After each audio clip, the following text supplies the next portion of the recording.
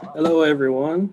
Welcome to our part two of our Hook and Cook webinar series. Today's topic is Pan Fishing 101. Now, don't fear if you missed the first part of the series, you can find that on the department's YouTube page in all of its entirety. And that one covered where to fish. So we went over in that one, cool places in the state to fish and how you can find new places to go. So today we're going to go over pan fishing topics, and joining us is Lee McClellan, who is the associate editor of Kentucky Afield Magazine. He's going to start to dive in and all of his knowledge on the topic, go over some rigs and time of year to go. And from what I understand, the time is now. So Lee, if you want to kick us off, and if you have any questions, let us know. All right. I hope everyone's having a good day. Beautiful weather lately. It's a little cool, but it hasn't hurt the fishing. Right now, bluegill and red-eared sunfish are beginning to spawn. The water temperatures in area lakes are approaching 70. I looked up Kentucky and Barkley Lake earlier this week. A couple of days ago, it was 68 degrees. With the warm front that's projected coming in the next week, that spawning activity should really start to commence. This cool weather may knock them back just a little bit, but it's not the end of the world. So bluegill and especially red-eared sunfish are most vulnerable right now because of the spawn, and this is the absolute best time of year to catch it. Now until about the first few weeks of June, and you can catch bluegill all summer, but if you want to target red-eared sunfish, the next 3 weeks are critical. I write a series known as the Spring Fishing Frenzy, and it's on our webpage at fw.ky.gov. If you go to the fishing page, recreational fishing, and click on Spring Fishing Frenzy, last week's entry was about red-eared sunfish. So bluegill and red ears are very popular because they're probably the easiest fish to catch, to be honest. Bluegill especially present an excellent avenue to introduce one of your kids to fishing. And they bite readily. That's why people love them. And they taste fantastic. I like to keep bluegill that are, big. I don't like keeping them like this or like that. I like keeping big ones so I can fillet them. And a plate about that big of filet bluegill is fantastic. A little tartar sauce, a little corn on the cob, some other fixings. You are in heaven when you eat a plate of bluegill. So how do you catch them? Well, relatively easily, but you need to find their habitat. And bluegill and red ear both relate to cover, whether it be a fallen tree, whether it be a line in the weeds. You'll have that mossy top. It's developing. I'm looking out the window here at the game farm right now at our pond. And if you go out several feet, you'll see an edge of the weeds. You'll have moss, and then you'll have open water. That break along that edge is an excellent place to fish, especially for bluegill. Also, weed beds that are under the water, they're very common in a lot of our farm ponds and some of our smaller lakes. A lot of times the bluegill will hang just above those and pick off stuff that comes by. So over weed beds are another place to fish for bluegill. Now, the easiest way to catch one is to take one of these little dudes here. This is known, I'm going to do it like this. It might be a little bit, apologize. That is known as an Aberdeen hook. Some people call that a J hook. As you can see why, because it looks like a J. Aberdeen, this is a size number 4. And people like this little dude because they can get it into their mouth easy. You can bend them, so if you get hung in any brush, a lot of times this will bend and you don't lose your rig. It'll bend and let go. You bend it back when you get up back on shore, put some pliers, bend it straight, everybody's happy. A lot of people use these to catch crappie as well. Put a little minnow right here. If you get hung in cover, it'll bend free and you save your rig. This again is an Aberdeen style hook, the most popular for panfish. And having this big long shank, it's much easier to deal with when removing it from the mouth of the bluegill. So people like that. The next thing you'll need is a little bitty sinker. Again, excuse my crudeness, but that is a split shot. See, it has that little groove in it. You put your line down there, then you take a pair of pliers and you gently pinch it on the line, and there you have it. And that'll keep your offering down amongst the cover where the bluegill and red ear sunfish live. And then, of course, you have the good some old timers call these corks. Some people call them floats. Some people call them bobbers. I use the term bobber, but my granddaddy called them corks. Most of them are still made from cork, a lot of the better ones. This is a Thiel, it's a good brand. And I like these pear-shaped kind because it doesn't require much tension in order for it to disappear. You don't want to use one of those big honking round bobbers like you'll see people. One, they make a loud splash when they hit the water, and two, they're harder to pull down. These go down easily, and they're light and quiet, so when they hit the water, they're not as loud. This one has a spring. You pull the spring down like that. There's a little groove right there. It's probably hard to see. Let me pull it down there. There's a groove. That groove, you put your line there, you let go of the spring. I wrap mine around one time, but you don't have to. Let go of the spring, it's on there. But usually wrapping one will help it slip from sliding up and down. You take ultralight gear. Ultralight gear is usually 6 feet or less. And when you look on the side of the rod, you'll see the power rating. A lot of people, you see, well, I've got a medium action, blah, blah. That's not right. The action refers to the bend in the rod. I have a little fly rod here that I'm going to use for demonstration purposes. That is the action, where it bends in the rod. It has nothing to do with the power. The little statement right here you'll see sometimes refers to the power of the rod. And you want an ultralight power rod with a fast action. Ultralight equipment's fun because you can throw little light offerings like this very easily. And when you have a big hand-sized bluegill and they're pulling against you in the water, it's a lot of fun. It's great sport. So bluegill and red ear both, if they grew to 10 pounds, I don't know if you could land them. They're as far, pound for pound, they fight as hard as about any fish species you can have. So again, you want ultralight equipment. I like rods that are a little shorter. I like a 5-foot ultralight rod for my bluegill fishing. But I grew up in the 70s and 80s when rods were a little bit shorter than they are today. Some people use ultralight rods up to 7 feet long for pan fishing. And they make some that go up to like 10 or 11 feet. And you can use those kind of like a cane pole and just cast it out pretty far and just kind of vertical jig your offering right there in the cover.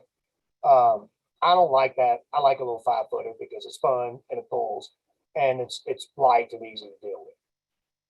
So,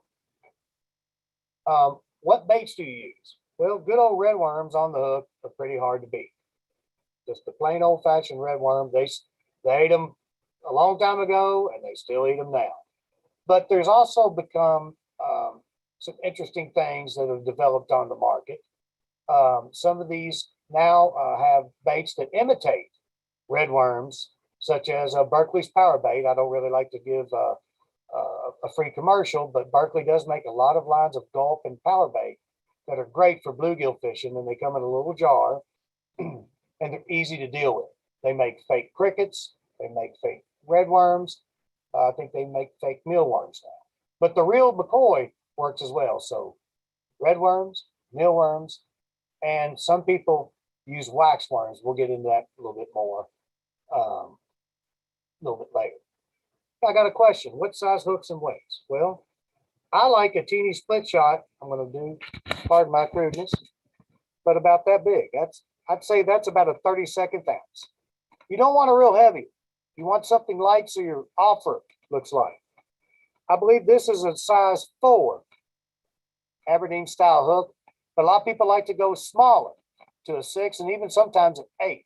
I don't like the real small ones because they tend to swallow it a little bit easier.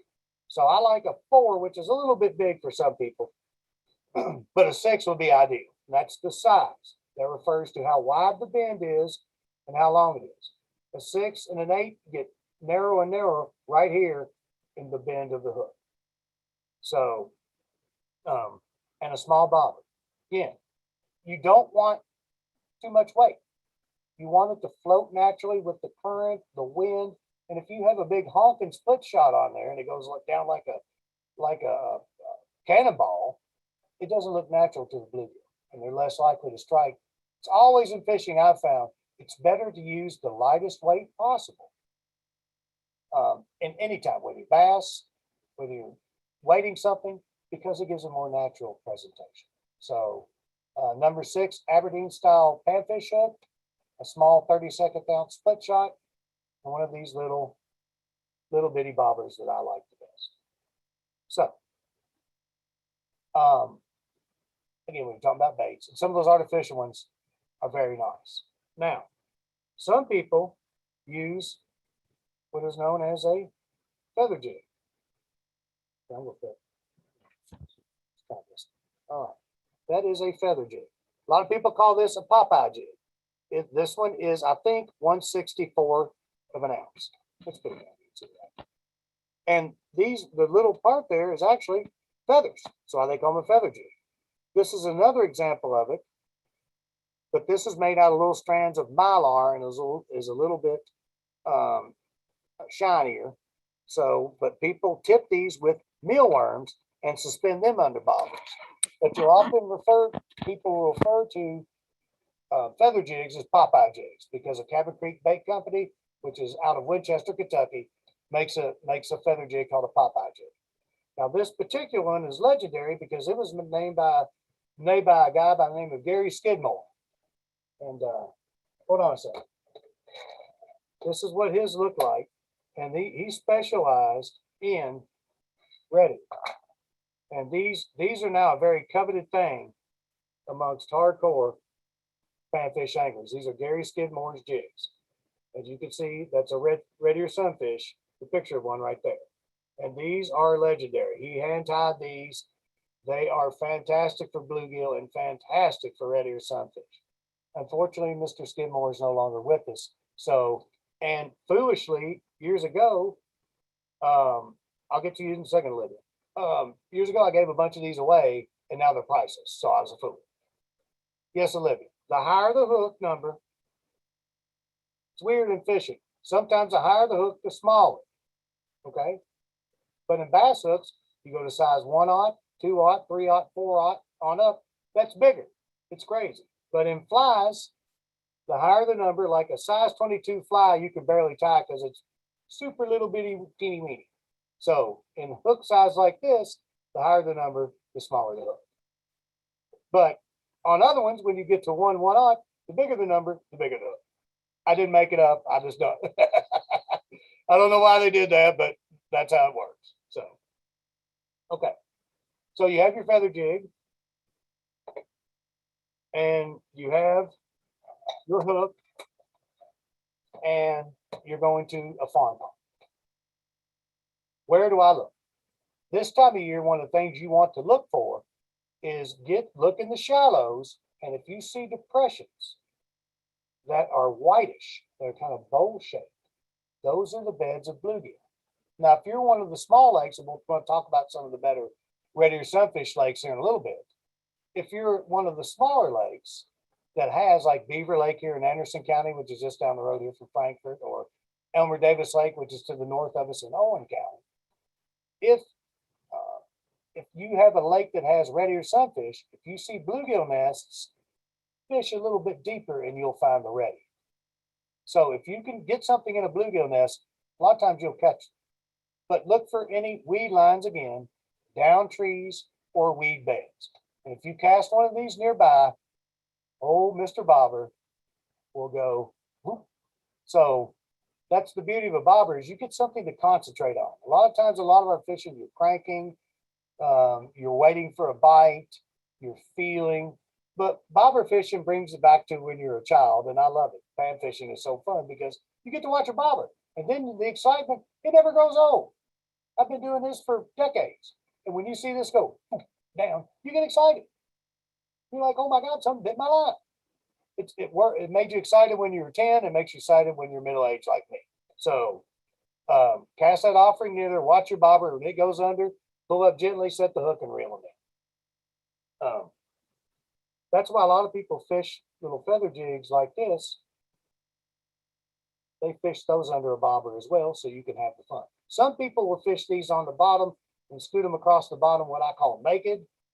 And some people will fish the bottom by using this combination of the hook and a little bitty split shot, and they'll fish it on the bottom, especially for reddy, and that works. So you can throw near the bottom, or throw near a weed line rather, on the bottom, and you'll catch fish. So another thing that people enjoy doing for bluegill, especially, not as much reddy, but bluegill, is fly fishing. And I think that it's a ball. You get a 3 or 4 weight fly outfit, and you have these wonderful things known as poppers. This is my collection. I use these for smallmouth bass in streams, largemouth in ponds. Mainly, this is my smallmouth stream and bluegill outfit. But right here is a very interesting lure. This is known as a sponge spider. And I've spent many an afternoon on Harrington Lake down near Danville throwing a sponge spider on a fly rod.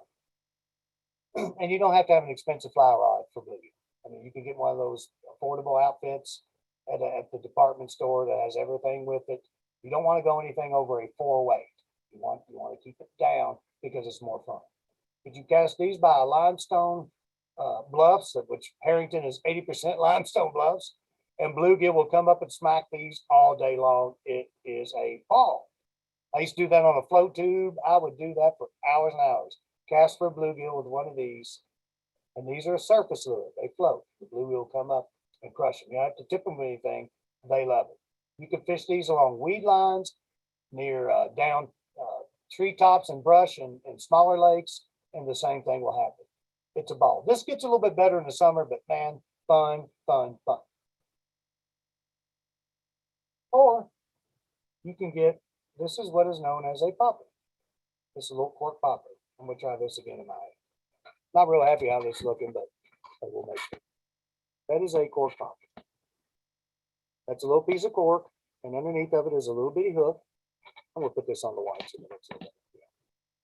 And you cast that on a fly rod, but you can cast both of these on ultralight spinning gear with a casting bob. You can buy these little clear plastic bobbers where you tie one in, then you tie a leader off of it, and you can tie your little bitty popper to the casting bobber, to the line rather that's followed the casting bobber, and you can cast these incredibly light little things with ultralight spinning gear. And you can also use what is known as spin cast gear. That's the famous kind that you push the button. But again, you want the lighter actions with those. You don't want heavy stuff. And you can cast these really light lures with a casting bobber. And it's just a ball. Having bluegill like that, hit a top water and pull your rod over, it's fun. It never gets old. It's fun. Okay. Now,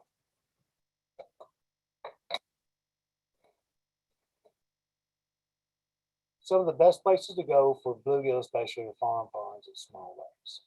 However, probably the best lake, best systems of lakes for bluegill and red-eared sunfish are Kentucky Lake and Lake Barkley.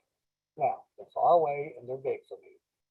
But, I mean, the amount of bluegill in those 2 lakes, especially Kentucky Lake, is just off the charts. We had a trip here a couple of years ago. We were in the back of a cove. We found a hole in a weed bed, and we threw this little bobber. I caught him on this same bobber that day using a fake cricket with an Aberdeen Hook and destroyed it. Every time that bobber would go and got straight, down it went. And we caught him. There's a picture of that day on our website. It's on the front page of the fishing page of our website of me holding a bluegill I got on that particular trip. And it was a blast. But they are regionally renowned for their red-eared sunfish fishing. A lot of people call red-eared sunfish shell crackers because they have plates in the back of their throats where they can crush little mussels and snails. And that's a big part of their diet. So, and you can hear them kind of grinding sometimes when you catch them. But people call those shell crackers. But the proper name is red-eared sunfish. Now, shellcrackers, again, spawn a little bit deeper than bluegill. And the key to finding them in any lake, whether it be Beaver, whether it be Elmer or Kentucky or Barkley, is finding those spawning beds. And really, this next 3 weeks is the best time to catch them. This is what is known out in West Kentucky as a bluegill bug. This again is 32nd ounce, so he's got a little bitty teeny weeny hook on it or weight on it. And Jim Farmers did a bunch of shows on Kentucky Field. You can look on our YouTube channel and see casting these at Kentucky Lake with a guy by the name of Jim Doon and absolutely kill them. This is called a Kentucky Lake bluegill bug. You can't hardly find them anywhere, but any bait store down at Kentucky Lake, you can find these. Most anglers do these under a slip bobber. Now, if you look real hard, this bobber has a hole in it. You're like, leave that bobber. I think you need to take that back to the store. They sold you a bobber with a hole in it. Well, you run the line through here and it comes out to the top, and you tie a little, they come with a little bobber stop, and you tie that right there, and you can set them for 8, 9, 10 feet. Okay. And they use the slip bobber and the bluegill bug, and they catch big trophy red ear. Some people use these bobbers too. You can do that, set it 4 or 5 feet. You want to set it to where it's just above the bobber. Now, in those 2 lakes, some of the red ear can get up to that long. That's 12 inches. Could you imagine reeling in a bluegill type species? It's that big. That is a monster. In our latest edition of the Bible that everyone should have, the good old 2021 fishing forecast. I like showing that because I took that picture. That was in the Ohio River last October, and that is a gigantic fat hybrid striped bass caught by Paul Wilkes. I took that from him. So, and I caught some nice ones that day as well. But if you look in the 2021 fishing forecast, there's a very useful page called the Fishing Forecast Cheat Sheet. And this has species listed right here that you like. And right here on this side, rather, is red ear sunfish. And you can look down the road and see which lakes, these check marks denote which lakes have earned an excellent, good, or excellent rating for the year. And if you want to find out where to go catch bluegill, which are right here, or where to catch red ear sunfish, which are right here, you can look at your fishing forecast and it will tell you. And then after you're like, oh, Beaver Lake, okay. Or Barkley Lake, wow, here's Barkley. Red-eared sunfish, right here. Its rating is excellent because it has good numbers of 9 to 11-inch fish, plus trophies up to 12 inches long. If you're looking for a trophy red-eared sunfish, Lake Barkley is your destination. So you can look through here for all, as many of our smaller lakes like Beaver Lake, red-eared sunfish, good. Good numbers of 8 to 9 fish available, 10 to 11-inch fish possible. Overall, good fishing. And they stopped it last year. So go to our website, print this off for free. It is one of the best repositories we have of knowledge that you can get. So you can plan a trip, look up your favorite species, look where they're good, and have at it. So again, you can go bluegill bug, but this dude right here was developed for red ear sunfish. So feather jigs work as well. Tip them with a wax worm, one of those fake crickets, some of the Barkley power bait stuff, but a good old wax worm is the best thing to tip a feather jig with for red ear sunfish. So again, a bluegill that big, huge, huge. Could you imagine one that big, a bluegill that big? You would think that it was near a nuclear waste facility and took on some special powers if you catch one that big. I mean, I wouldn't mind one that big. I wouldn't even complain about that. But could you imagine pulling in something that looks like a bluegill that is that long? Amazing. So, some of the best, other than Barkley and Kentucky, if you are living in the Louisville area, Mcneely Lake, which is in the southern part of Jefferson County, excellent rating for red ear sunfish this year. The key to McNeely is there's a park that most people fish that's near the parking lot in the public park, but most people won't walk around to the other side.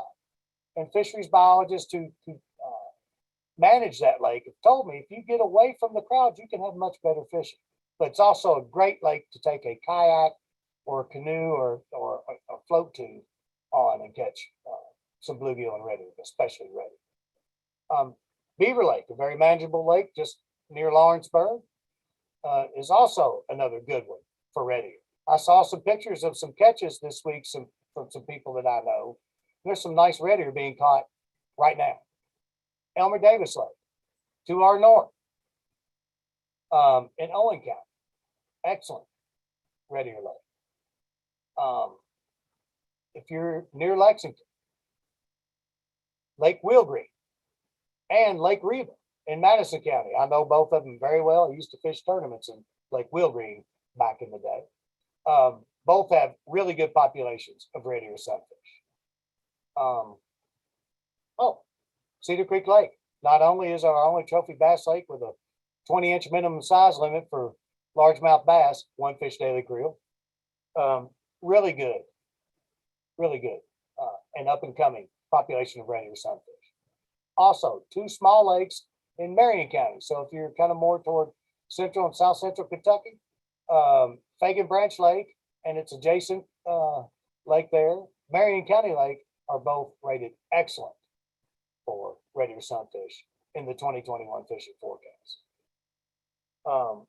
So get your fishing forecast, get some ultralight fishing gear,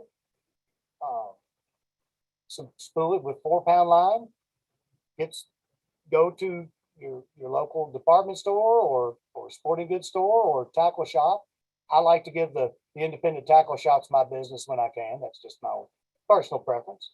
And you could spend $10 and be outfitted for a whole summer of bluegill and red ear sunfish fishing. So I hope that we can get some questions. I would like to answer them. Really, it's not that difficult. So I'd love to hear from some people. If anybody's got any questions for Lee, let us know. Andrew, do you? Is there anything else you'd like me to cover? Some things you can think of that I may have overlooked. I'm trying to think of a perspective of somebody who bass fishes a lot. Mm-hmm. Would learning to target bluegill benefit my bass fishing in any way?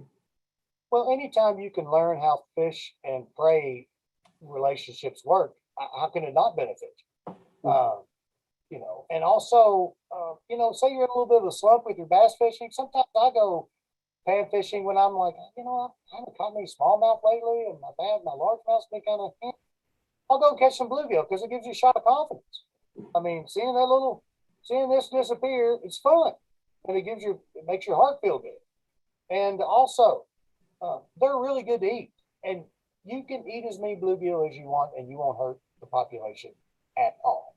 So it's actually beneficial to eat bluegill, especially in a farm pond or a smaller lake. It helps it. So, and that'll help your bass fishing because when you eliminate a few of the prey items, you increase that competition a little bit. It makes the bass more willing to bite.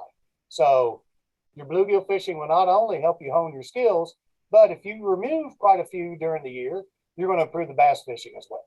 So I can't see how it could do anything but benefit you. Makes sense. If you were looking for an all-around rod, reel, line weight combo, or just general recommendations, what would you suggest?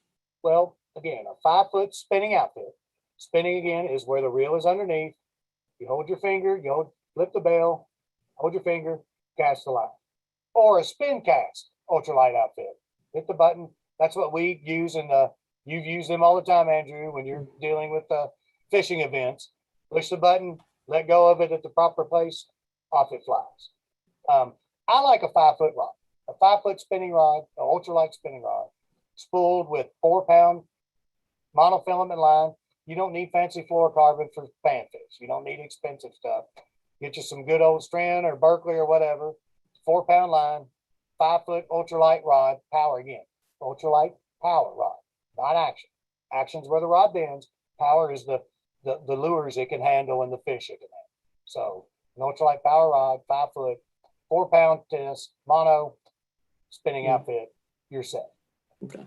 And what were your fly fishing rod recommendations? A 3 or 4 weight fly rod. A lot of, I used to use those Martin combos, and they're still around. I think Pfluger offers a couple of really affordable ones too.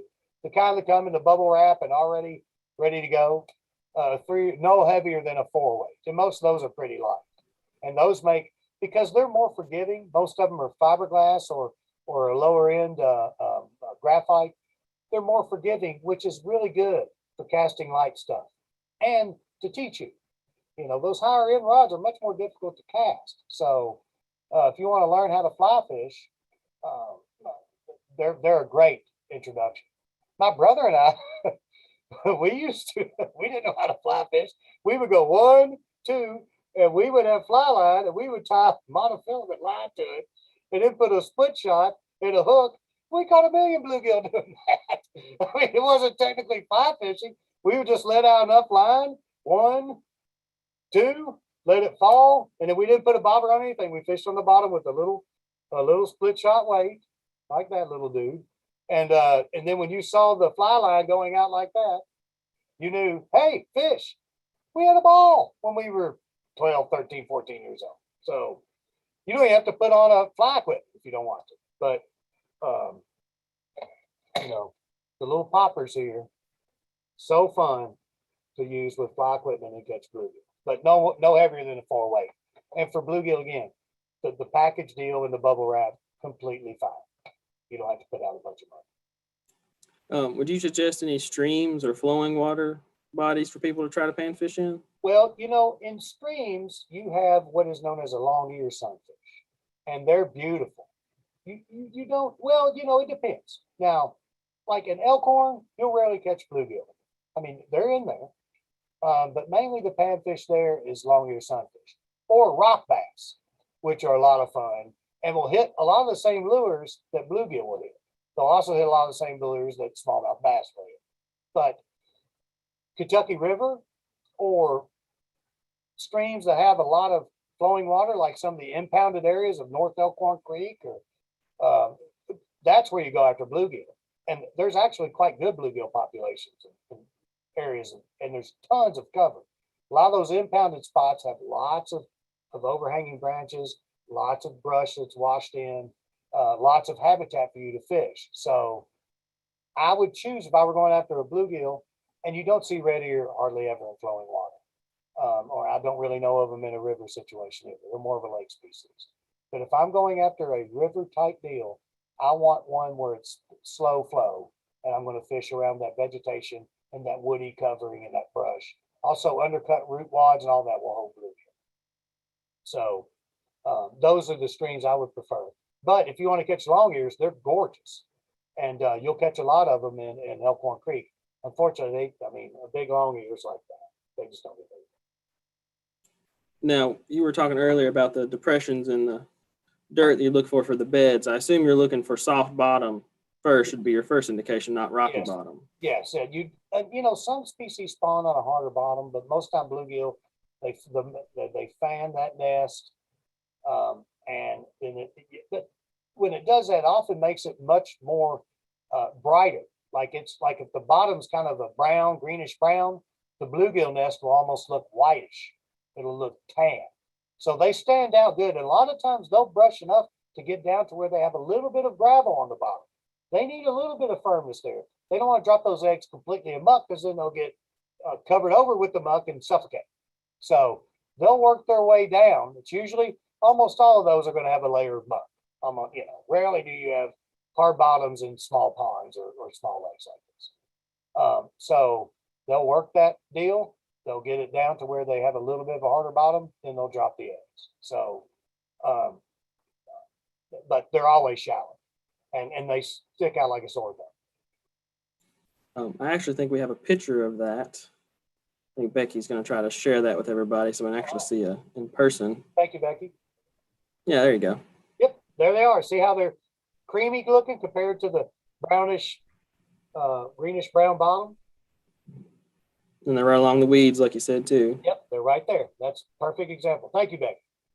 Now, if you're in a lake that has red ear, you'll want to come off those and fish the deeper end, because bluegill and red ear spawn roughly at the same time. The bluegill much shallower, red ear deep. But in your fawn pond, you won't have to worry about it red ear. But if I saw those, if you cast a popper or you cast a little feather jig in there, tipped with a nightcrawler or a mealworm or waxworm, you're gonna catch fish.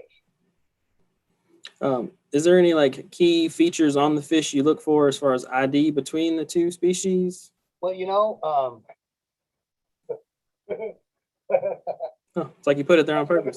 well, male bluegill, a lot of times when they get big, they'll get a big old hump. Some people call them stump knockers. They get a big hump. But the main difference between them is red ear have that red outer cover on their ear flap. The reason they're called bluegill is that ear flap. And then red ear tend to be in their breast creamy and with a little bit of orange. Bluegill often have a beautiful purplish color to them in their bottom. Bluegill are beautiful fish. And they have an orange and sometimes almost a roseate pink belly, whereas the red ear has that prominent ear flap with the red on it, and the bottom tends to be creamier and a little bit lighter than a bluegill. Awesome. Well, thank you, Lee. I think you've covered just about any question I can think of. Anybody else have any other questions?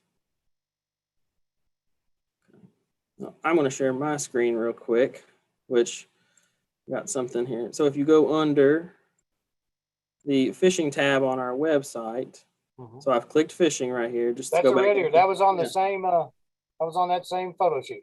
Yeah, that's a good picture right there. You see the little red flap. That's at Kentucky Lake. That's at Camp Curry. Yeah. If you scroll down a little, just scroll down a little bit. No, it's on when you click on it. If you click on recreational fishing, there's a picture of me holding a bluegill. I think it's on there somewhere. No, they changed it. Okay. Well, might be on the homepage. I don't know. So I was going to show everybody again, just in case you missed the last episode. He's talking about all these locations. If you scroll down, once you select fishing on our website, yes, you'll have this feature right here, find a place to fish. And this, you can search it by water bodies, county, access type. So if you need handicap access, you can search that here as well. But then right here is a feature I really wanted to show, the fish ID section. Yes, click Sunfish right here. And this will give you look at the difference, detailed pictures of them. So here's the bluegill. Look at it as a dark flap, usually. And then here's the long-eared sunfish you was talking about. That's what they're beautiful. They're an aquarium fish in Europe. They're gorgeous. Oh, yeah, they are very pretty. You get them the right time of year. And here's the red ear. Red ear, yeah. Now the good feature of this is you can click on the name and it'll break it down even more and give you the habitat. So you can, so it says usually associated with stumps, logs, brush, and aquatic vegetation. So you can actually do a little bit of research here, and then when you go to the lake, you know where to start. So I think that's a good feature. So to find a place to fish is a fantastic feature of our website. Yeah. I use it in the writing of articles all the time. Yeah. Oh, it gives you GPS locations and everything. It's not just, here's this lake. It tells you what's at the lake. Do they have restrooms and all that good stuff? Which can make or break a day of fishing. A lot of them most of them have a good map that goes along with it that shows all the habitats that we've placed in the lakes. So that can really help your bass fishing, your bluegill fishing.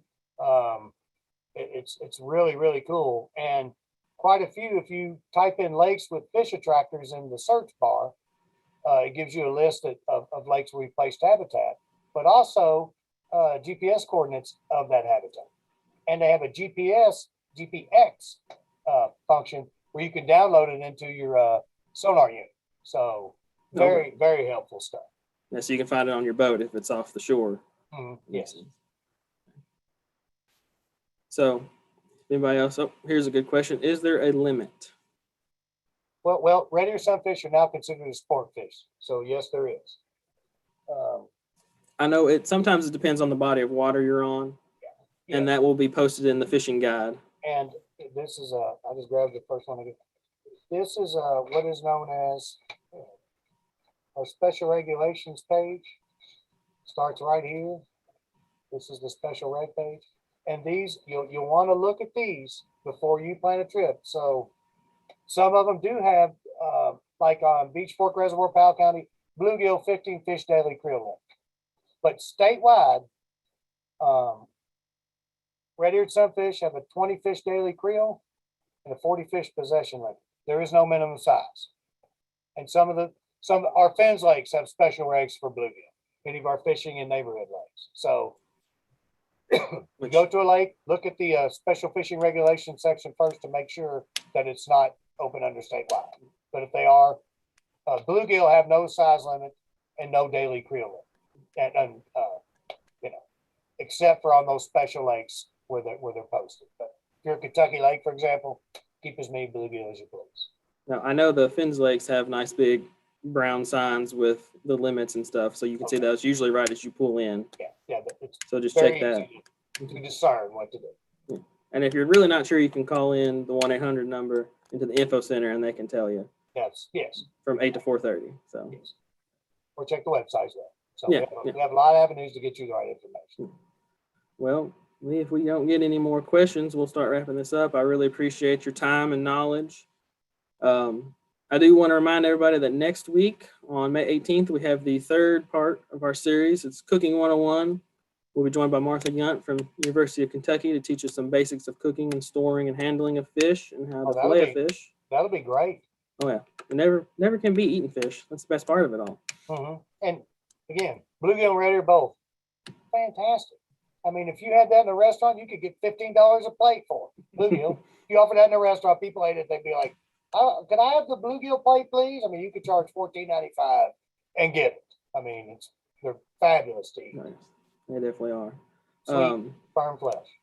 Now, the other good thing about panfish is they're great fish for beginners to learn on. And for all you experienced anglers out there, we actually have a program. We'll bring it up here real quick. All right. So yeah, our kayak giveaway.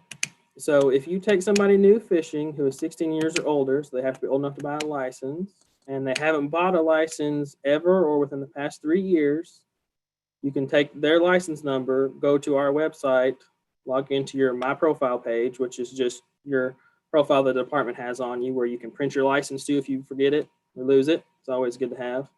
And then you can enter to win this $1,000 kayak prize package, which this year's boat is a 2021 Jackson Bite, which is their newer model.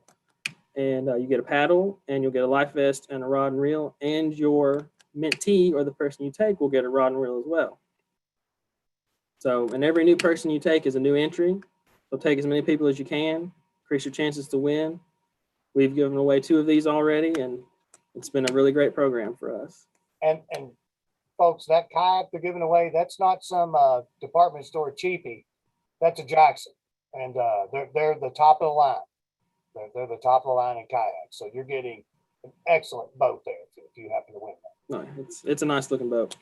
I'm a little jealous. I can't enter, but you know the rules. So, so if there's no other questions, we'll wrap this up. Like I said, we look forward to seeing y'all next week. Spread the word, and if you want to rewatch it, this will be on YouTube shortly on later tonight. So thanks everyone for coming. Thank you, Lee. No problem. Maybe we can do one on string smallmouth bass down the road. Oh yeah, that'd be a good one. Be a good topic. How to plan a float trip. I'd love to do that. That'd be awesome. Thank you, everybody.